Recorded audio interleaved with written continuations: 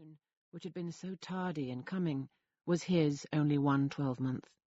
He survived his uncle no longer, and £10,000, including the late legacies, was all that remained for his widow and daughters.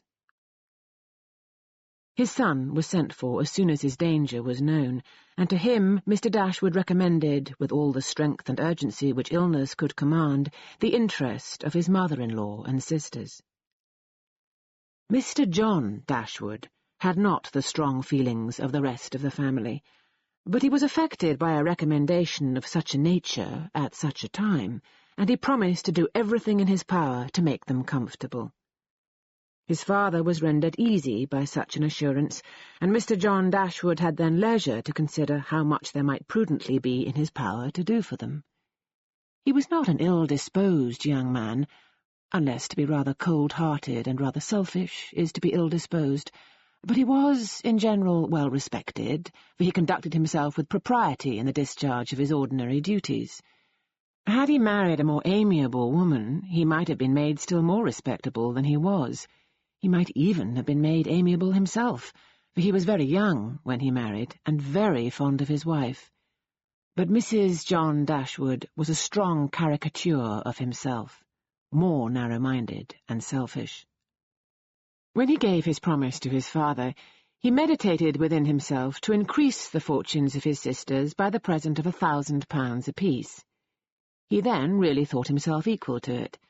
The prospect of £4,000 a year, in addition to his present income, besides the remaining half of his own mother's fortune, warmed his heart, and made him feel capable of generosity. Yes, he would give them £3,000. It would be liberal and handsome. It would be enough to make them completely easy. £3,000? He could spare so considerable a sum with little inconvenience. He thought of it all day long, and for many days successively, and he did not repent. No sooner was his father's funeral over than Mrs. John Dashwood, without sending any notice of her intention to her mother-in-law, arrived with her child and their attendants. No one could dispute her right to come. The house was her husband's from the moment of his father's decease, but the indelicacy of her conduct was so much the greater, and to a woman in Mrs. Dashwood's situation, with only common feelings, must have been highly unpleasing. But in her mind there was a sense of honour so keen, a generosity so romantic, that any offence of the kind, by whomsoever given or received, was to her a source of immovable disgust. Mrs. John Dashwood had never been a favourite with any of her husband's family, but she had had no opportunity till the present of showing them with how little attention to the comfort of other people she could act when occasion required it. So acutely did Mrs. Dashwood feel this ungracious behaviour, and so earnestly did she despise her daughter-in-law for it, that on the arrival of the latter she would have quitted the house for ever, had not the entreaty of her eldest girl induced her first to reflect on the propriety of going, and her own tender love for all her 3 children determined her afterwards to stay, and for their sakes avoid a breach with their brother. Eleanor, this eldest daughter, whose advice was so effectual, possessed a strength of understanding and coolness of judgment which qualified her, though only 19, to be the counsellor of her mother, and enabled her frequently to counteract, to the advantage of them all, that eagerness of mind in Mrs. Dashwood which must generally have led to imprudence. She had an excellent heart, her disposition was affectionate, and her feelings were strong, but she knew how to govern them. It was a knowledge which her mother had yet to learn, and which one of her sisters had resolved never to be taught. Marianne's abilities were, in many respects, quite equal to Eleanor's. She was sensible and clever, but eager in everything. Her sorrows, her joys could have no moderation. She was generous, amiable, interesting. She was everything but prudent. The resemblance between her and her mother was strikingly great. Eleanor saw with concern the excess of her sister's sensibility, but by Mrs. Dashwood it was valued and cherished. They encouraged each other now in the violence of their affliction. The agony of grief which overpowered them at first was voluntarily renewed, was sought for, was created again and again.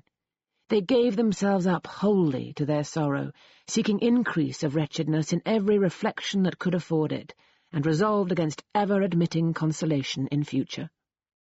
Eleanor, too, was deeply afflicted, but still she could struggle, she could exert herself. She could consult with her brother, could receive her sister-in-law on her arrival and treat her with proper attention, and could strive to rouse her mother to similar exertion and encourage her to similar forbearance.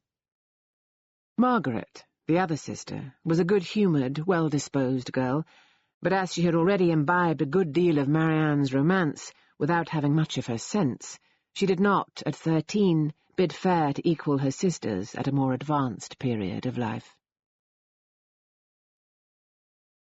Chapter 2. Mrs. John Dashwood now installed herself mistress of Norland, and her mother and sisters-in-law were degraded to the condition of visitors. As such, however, they were treated by her with quiet civility, and by her husband with as much kindness as he could feel towards anybody beyond himself, his wife, and their child. He really pressed them with some earnestness to consider Norland as their home, and as no plan appeared so eligible to Mrs. Dashwood as remaining there till she could accommodate herself with a house in the neighbourhood, his invitation was accepted. A continuance in a place where everything reminded her of former delight was exactly what suited her mind. In seasons of cheerfulness, no temper could be more cheerful than hers, or possess in a greater degree that sanguine expectation of happiness which is happiness itself. But in sorrow, she must be equally carried away by her fancy, and as far beyond consolation as in pleasure she was beyond alloy. Mrs. John Dashwood did not at all approve of what her husband intended to do for his sisters. To take £3,000 from the fortune of their dear little boy would be impoverishing him to the most dreadful degree. She begged him to think again on the subject. How could he answer it to himself to rob his child, and his only child too, of so large a sum?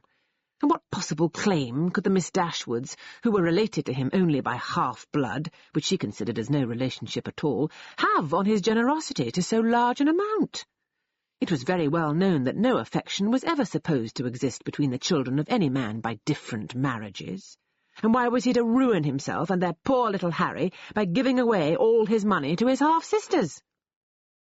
"It was my father's last request to me," replied her husband, "that I should assist his widow and daughters." "He did not know what he was talking of, I dare say. 10 to 1, but he was light-headed at the time. Had he been in his right senses, he could not have thought of such a thing as begging you to give away half your fortune from your own child." "He did not stipulate for any particular sum, my dear Fanny. He only requested me, in general terms, to assist them and make their situation more comfortable than it was in his power to do. Perhaps it would have been as well if he had left it wholly to myself. He could hardly suppose I should neglect them. But as he required the promise, I could not do less than give it. At least I thought so at the time. The promise, therefore, was given, and must be performed. Something must be done for them whenever they leave Norland and settle in a new home." "Well, then let something be done for them. But that something need not be £3,000. Consider," she added, "that when the money is once parted with, it never can return. Your sisters will marry, and it will be gone forever. If, indeed, it could ever be restored to our poor little boy." "Why, to be sure," said her husband very gravely, "that would make a great difference. The time may come when Harry will regret that so large a sum was parted with. If he should have a numerous family, for instance, it would be a very convenient addition." "To be sure it would." "Perhaps, then, it would be better for all parties if the sum were diminished 1/2. £500 would be a prodigious increase to their fortunes." "Oh, beyond anything great! What brother on earth would do half so much for his sisters, even if really his sisters? And, as it is, only half-blood. But you have such a generous spirit." "I would not wish to do anything mean," he replied. "One had rather, on such occasions, do too much than too little. No one, at least, can think I have not done enough for them, even themselves, they can hardly expect more. There is no knowing what they